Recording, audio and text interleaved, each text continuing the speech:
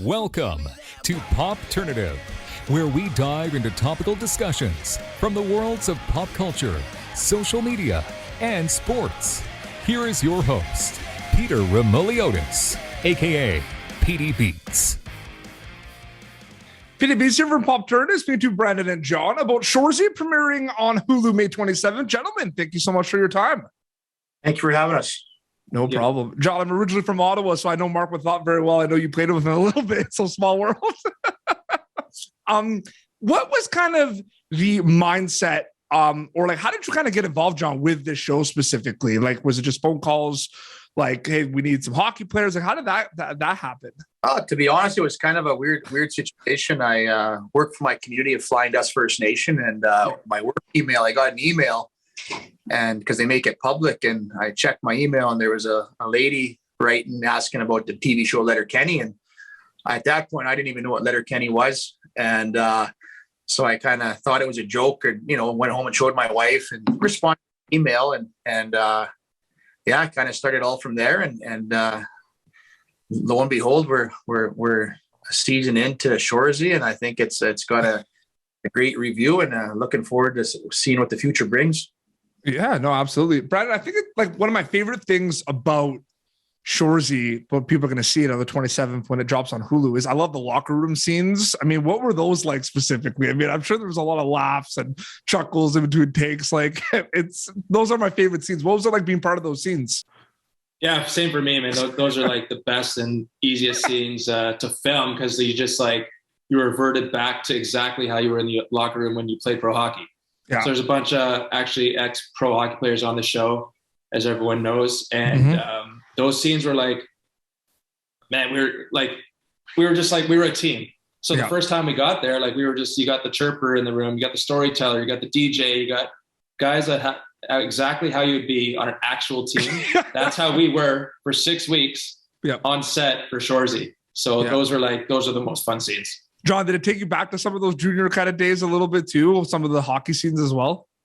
Oh, definitely. Just guys, I think it really helped us, having guys like Brandon and Jordan and myself there to transition, because we're not actors. We never were actors at that point. Exactly. To be able to go and have that hockey, it was almost like playing on a hockey team, going to the hotel after a day of work and hanging out with the guys dinner. So, we all could lean on each other if we needed help, or, ask each other for advice. It was awesome. And then, Jared and them opened up, welcomed us with open arms. So it was really warm welcoming to get involved, because I ain't gonna lie, it was a little bit nerve wracking, going in with zero acting experience. But it turned out well, I think. We played well in our roles.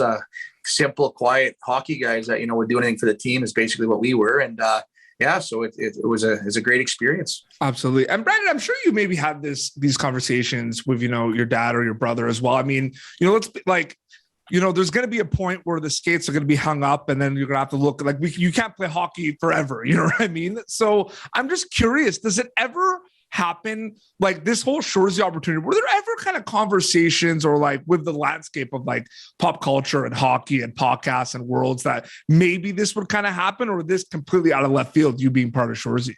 Like, do you ever think about it? No, like completely out of left field. Like, just like with my career ended with a serious concussion when I was 25 years old. So I had to retire at the age of 27. My brother's career just wrapped up last year. And then, it's completely out of left field. Like, we're so focused on what we're doing with our organization here at Three Nolans, just trying to inspire Indigenous youth to become something great in their life.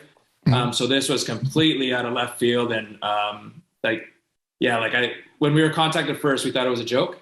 So I'm so happy that we talked further with the production crew and everyone at Shoresy, and then just became part of the show, because it's really cool.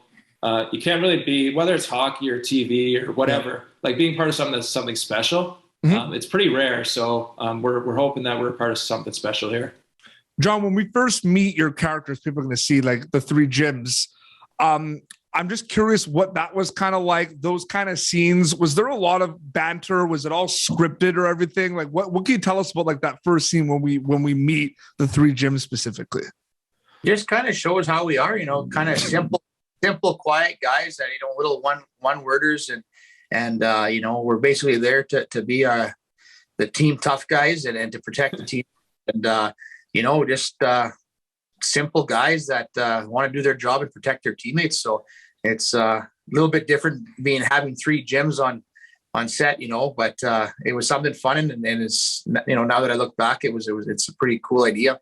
No, absolutely. Well, thank you both so much for your time. People are going to be able to see it on the 27th on Hulu. It's dropping in the States. It had a run recently, May 13th on Crave in Canada, but now the States going to be able to see it. Brandon, John, it was great chatting with you both. Thank you so much for your time.